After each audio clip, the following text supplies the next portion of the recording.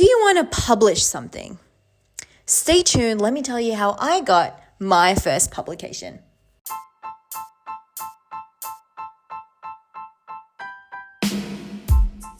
Hey, what's up guys? It is Confessions of a Doctorholic with Hafsa Sulaiman, and on today's episode we are going to talk about publications. So I know I haven't been on social media for a while now, and I miss it. I'm not going to lie to you. I'm still human. I still miss it. I miss the attention. I miss interacting with people. I miss getting random messages and looking at memes. But then there comes a time in your life when you're like, what are my priorities?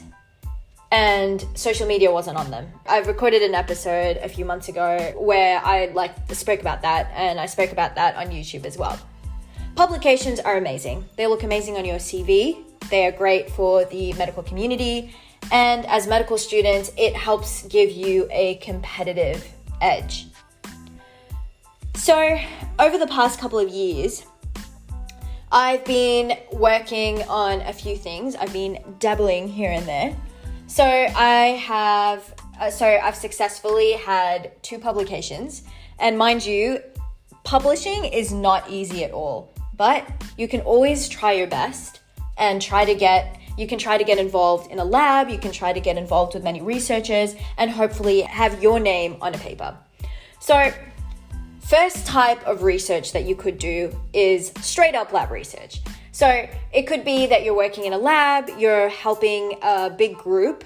Usually the larger the group, the better, because if many different people have different publications and stuff, sometimes if you help out a little bit, you can end up with your name on their paper and vice versa. So you can end up with more publications than you initially intended. So doing straight up lab research, it involves pipetting. Depending on the project, sometimes you work with zebrafish and you change the genetic code and you see what happens in zebrafish. Sometimes you can work with mice. Gets a little bit messy though, because sometimes you'll have to literally murder them. So do you want to get involved in homicide? Just kidding. That's one type of research. In my opinion, that is super hard.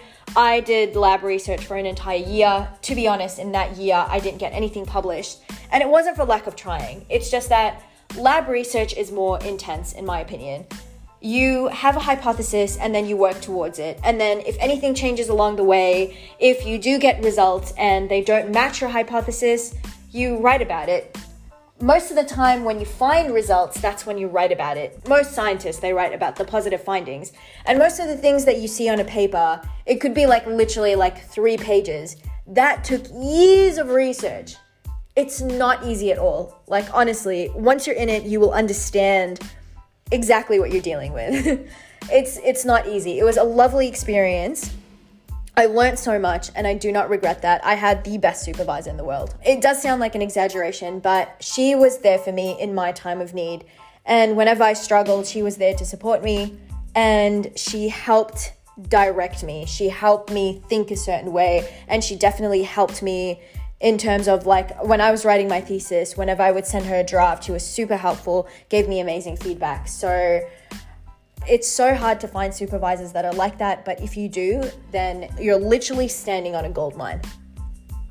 So this is what I did before medical school. During medical school, it's a bit harder. It's not impossible. Many students do it, and it does give you a competitive edge. But what I ended up being involved in is something called a case report.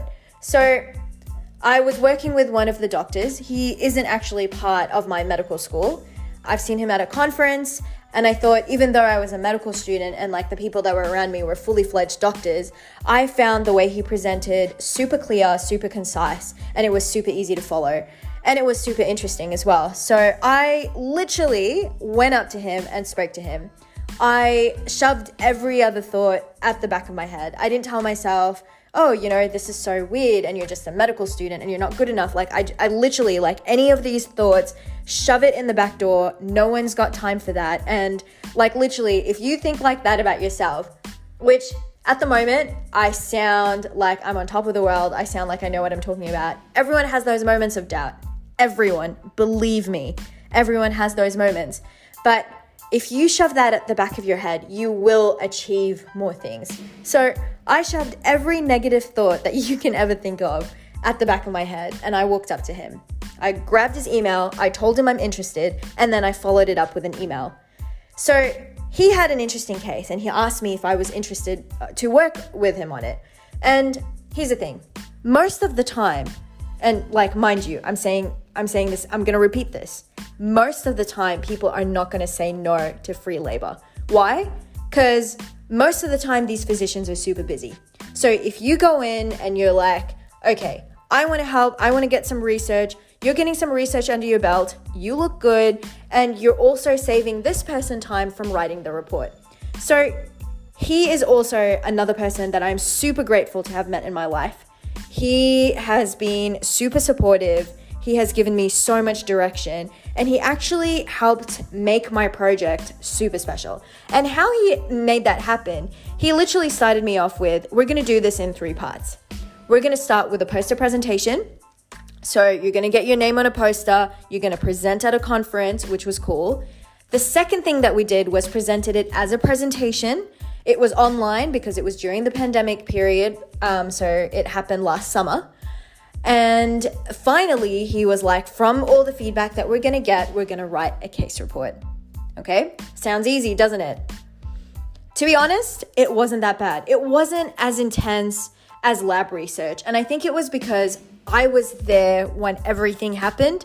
I saw the sequence of the events. So writing it, I knew I had to write it based on the sequence of event. And I had to write it in the sense, and I had to write it in a way where I was like, okay, so like this is what we did because this is what we found. So it was heaps easier to follow the sequence. And it almost felt like it was easier because most of the time in the medical field, if you suspect a diagnosis, so in this case, my project was pycnodysostoses.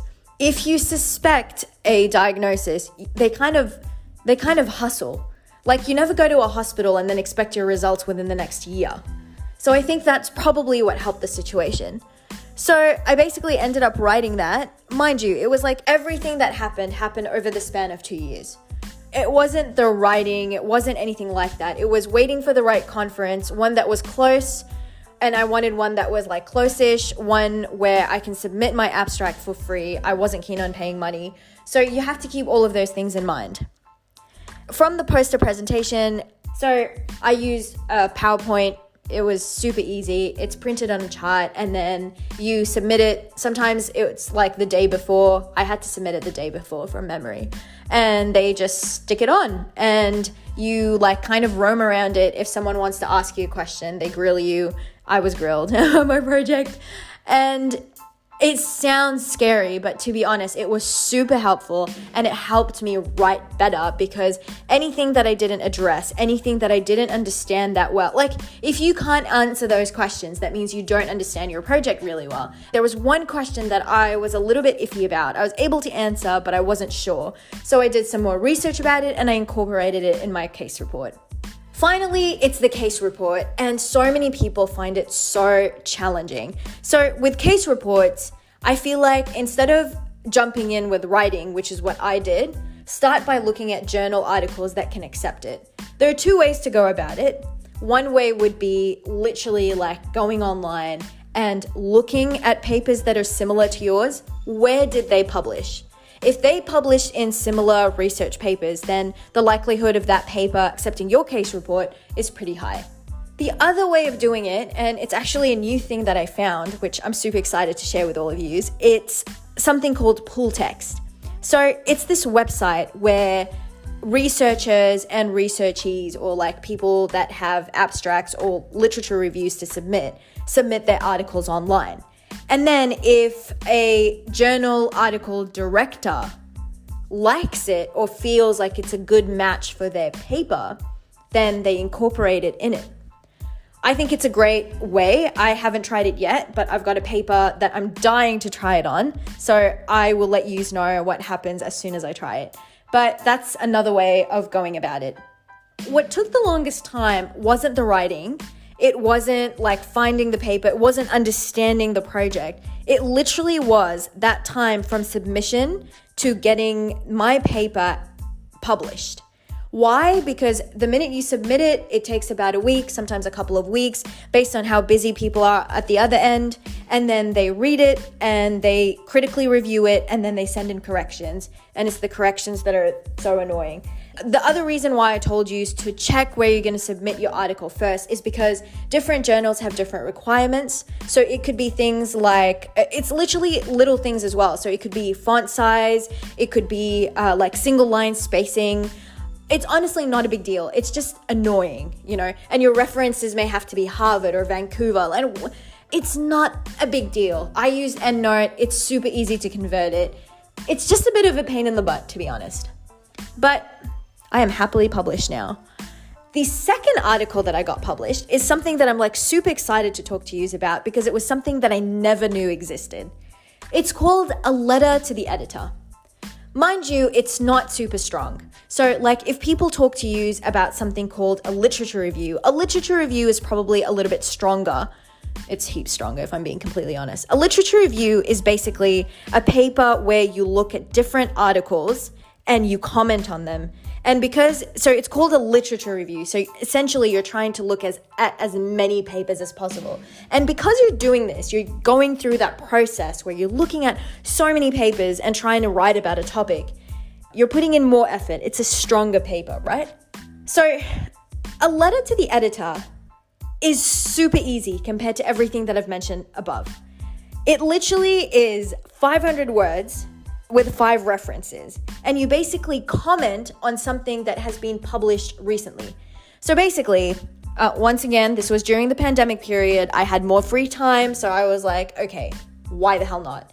I found a paper, and I found it interesting, and I also found it easy to criticize, if that makes sense. I mean, okay, that sounds kind of mean. Not easy to criticize, but I just found it interesting because I was like, there are a couple of things that I was like, this is kind of interesting. I don't know if I agree with this. And we wrote about it. And I didn't have any expectations or anything. I was like, okay, I'm just going to write about it. This is my honest point of view about this paper. These are things that I would do differently. These are things that I could improve in. My mate submitted it to the Journal of Internet Research.